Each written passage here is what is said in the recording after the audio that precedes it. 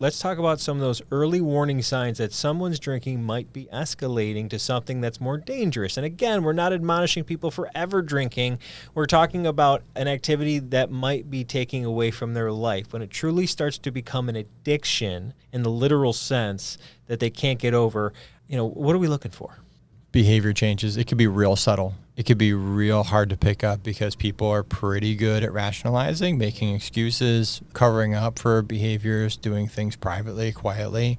So sometimes those things, unless they let their guard down or you're really paying attention, those things can go under-recognized or unrecognized for a long time until it's way too late. And so if you're looking at behavioral change over time, and then that could be really difficult if you just see someone every so often. But if you're seeing a consistent change in your performance, or if you're seeing like chronic absenteeism, or, the work product is changing, that makes you think that there might be another influence. And so, trying to see what has changed, right? And then you got to ask, like, what is the cause of that change? That could be it, right? It could be a whole bunch of other things, but, substance use is really common. We know millions and millions of people suffer from it.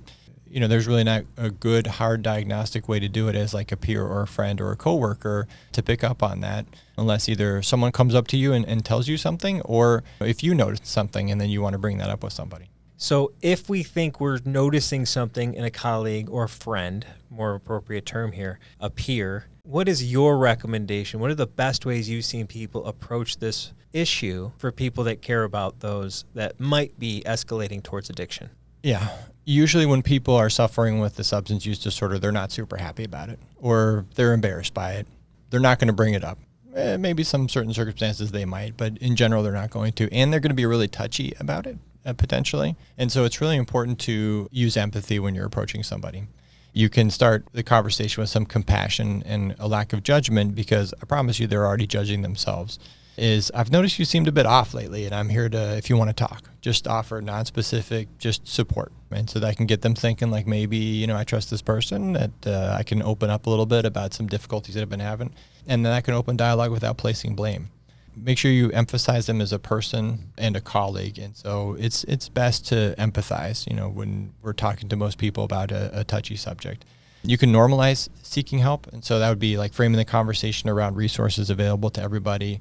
You could say things like, this job is tough. I know a lot of guys feel stressed, or a lot of guys are using the peer support program to try to vent, right? It might be worth checking out if you're feeling stressed. And so you don't have to say anything necessarily about the drinking. You could just talk about like how you acknowledging the job is tough and that there are resources to help you vent, right? Because that's not necessarily a judgmental thing to say. It's like, you got to get that energy out somehow, so might as well do it in a positive way.